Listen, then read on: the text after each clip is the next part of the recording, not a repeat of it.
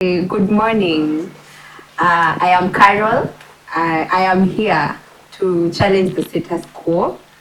So let's talk about sex. Let's talk about the reckless behavior among the teenagers and young adults between the age of 15 to 29 years of age. So nikiwa kwa pilika zangu kama kawaida, I had this song which is by Major Sauti Sol and Rensyl inaitwa Nairobi, you know. Nairobi, yule anakupea, pia ananipea, akikuletea, ananiletea, wanakula fea, sote tunashare, ogopa sana. Hapo ndo nafikia. So that song for me precisely inaonyesha the current state of our society. You know, it is showing how we have multiple relationships, how we have multiple sexual partners. And funny thing about it, though it looks, not funny thing, the bad thing about it, ni ati kuna very different, no, it has several side effects. I think I'll point out 3 key side effects. One, kuna high rates of HIV, kuna 2, unintended and early pregnancies, and 3, abortions. So, kuna video niliwatch, not a video, actually news. It was done on Citizen. Ilikuwa imeandikwa Young and Restless. It was reported by Trevor I'm not saying his name wrongly. It says, ilikuwa report on HIV and AIDS. And the number of deaths are like 20,000 annually, 404 weekly, and 58 people daily. The new HIV infections are 41,408 new infections in 2019, 114 people daily, 5 people each hour. And the shocking fact about this is that 62% of the new infection is among the teenagers and young adults between the age of 15 to 29. Another consequence of us having multiple relationships and having multiple sex partners is obviously pregnancy. When you go give someone some, you don't expect to come out without its effects. Obviously, kuna unintended pregnancies. People are becoming mothers even before their wives, you know, and currently in the society that we live in, we know that 90% of the ladies, actually your age group, who get pregnant are likely not to keep their pregnancy. They are likely to abort. So it still shows the high rate of abortion in Kenya. According to statistics, kuna approximately 500,000 abortions annually in Kenya. And as Standard Media reports, ilikuwa inasema kuna 360 abortions daily, backstreet abortions. So the song ya akina Rensyl, the song ya akina Sauti Sol, Nairobi, shows the dire need, the issue in our society. We are having multiple sexual partners and having sexual relationships with all of them. Isn't the consequences, and as we can see. And so one man that I love, Anashinanga amesema, if you present me with an issue, he will not focus on the issue, but the source of the problem. So kwa song inasema ogopa sana Nairobi. But it's not, Nairobi haina shida. You know Nairobi ina shida, Ruru ina shida. Where you are, there's no problem. Let's talk about how we lack values that we stand on. You know, they say if you don't stand for something, you'll always fall for anything. And the society and the media, precisely in a push, okay, in a highlight so much of sex. You're getting? so many people, since we don't have values that we are standing on, people are just going for sex any day. That is why, since the media has pumped up so much about sex, that is why 15-year-olds are engaging in sex. That is why 12-year-olds are engaging in sex, making porn videos literally in front of our very eyes. So the media amplify sex through advertisements. I was watching a video, advertisement of Fresh Fry. Oh my God, how the sex in presentiwa in the advert is just out of the blues. People mourning in the advert, so cooking oil and sex. You know what I'm saying? But the talk siku hizi, we can't even buy Aramis in these sissy lovers of Aramis. We can't buy it because, I'll talk about this. I'm here to talk about how our society is upholding sex as a really, it's nice thing or something. I'm not saying sex is bad. Sex, I believe, is actually good, because I don't think God is stupid to have created sex. But so much focus on sex, and people, when you engage in it before you're even married, it has a lot of negative side effects. The society and the media are amplifying that sex is good, but I amplify the negative effects of sex, before marriage. That is what I'm saying. So for the people between 15 and 29, you're getting, for me, it's really off. Kuna age ya ku get married and just have sex as many times as you want. But when you engage in it early, it has really negative effects. And I believe engaging in it, for me, it's just not right when you're not yet married, but sex is good. Let's get that clear. So I am here to highlight some of the negative effects of sex before marriage, for young children, teenagers from the age of 14 to the age of 20, 21, 22, 23. You're studying at that time. So here are some of the, I know here I'll be speaking for 10, 100 others. So let's talk about the pregnancy scares after you engage in sexual activities. Let's talk about the pregnancy scare when you're unakwanga umeshtuka. You're like, guy, am I pregnant?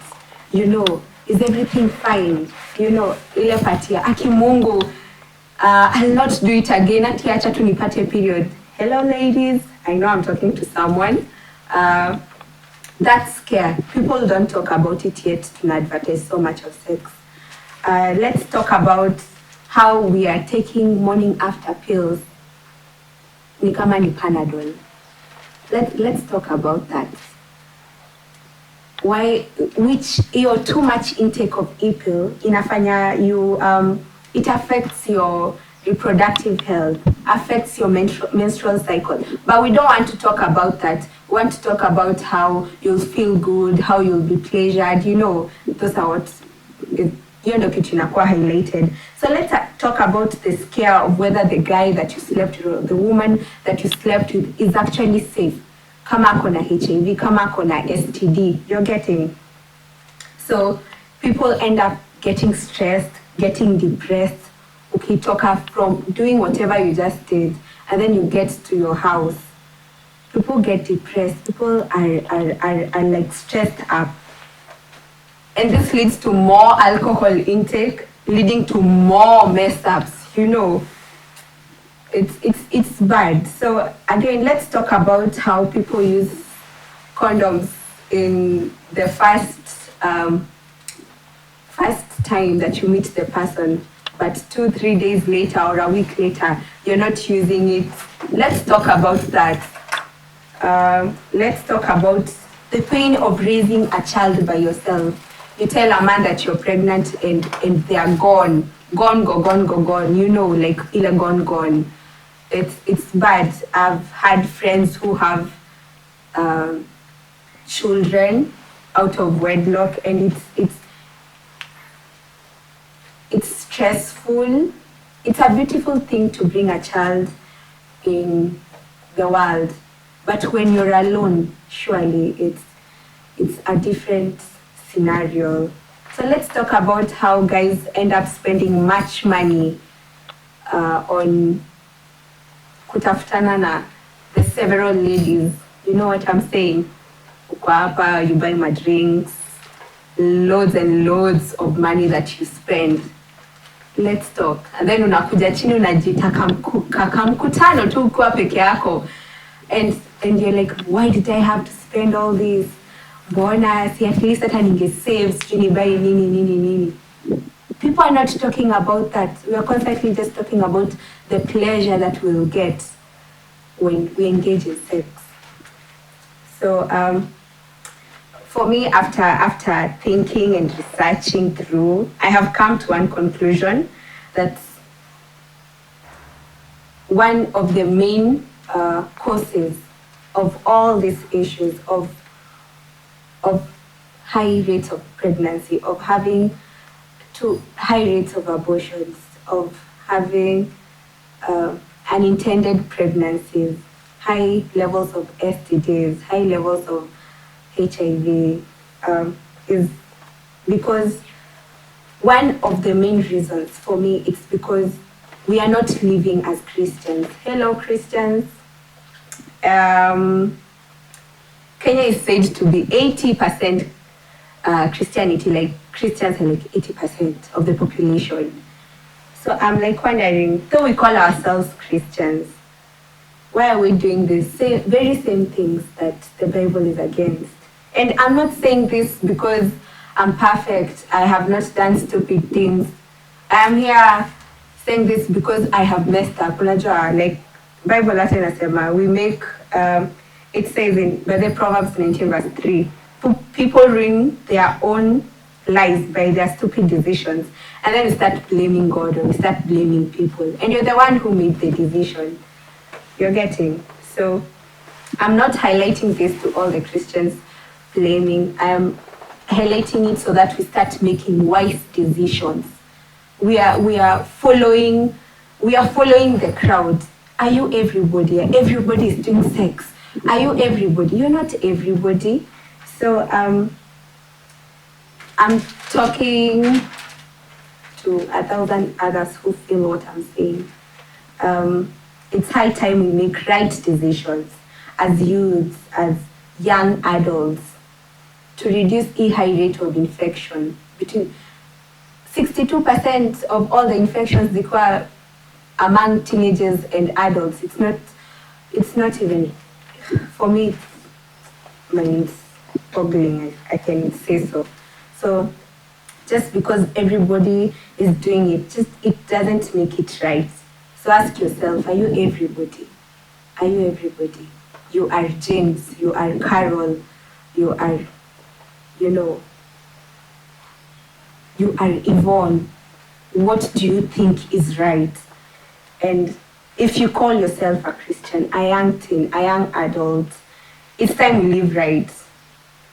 Unajua Bible in Revelation 3 nasema, we are neither cold or neither hot.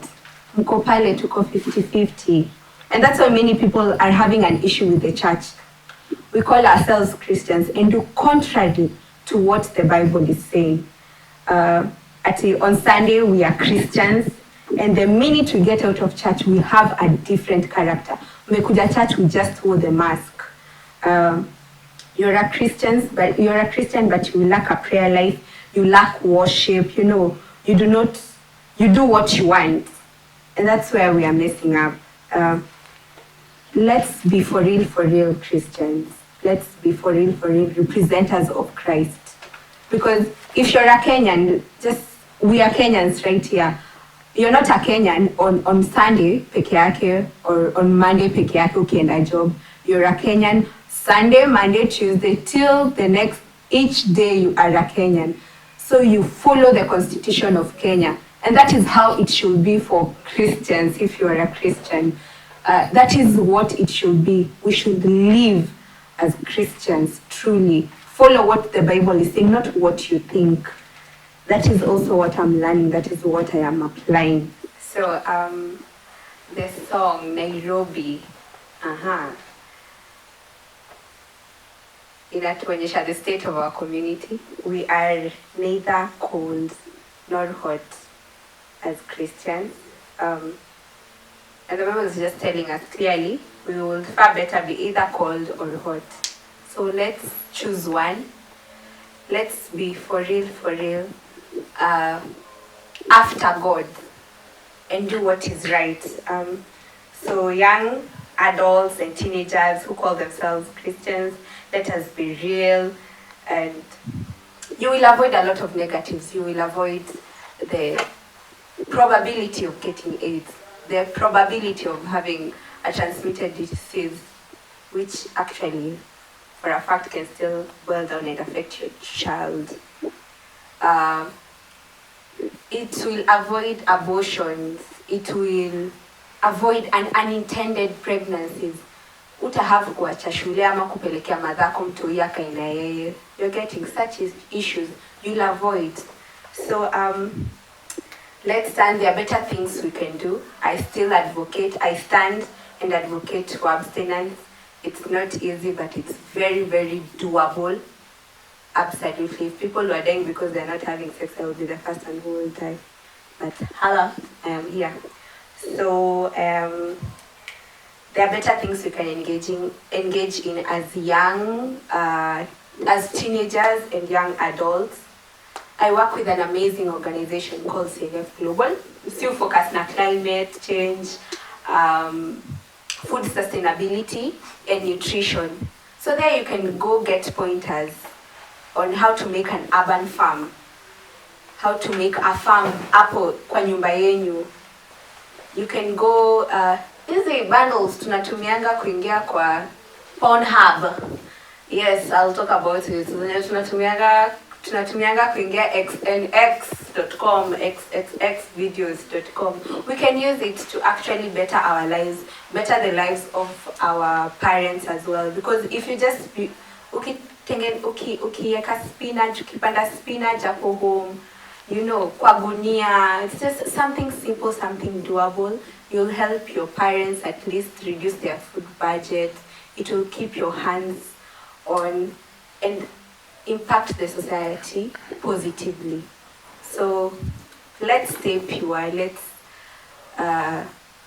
abstain till the right time. Sex haiendi mahali, it will be there. And yeah, that's me. Kwaheri.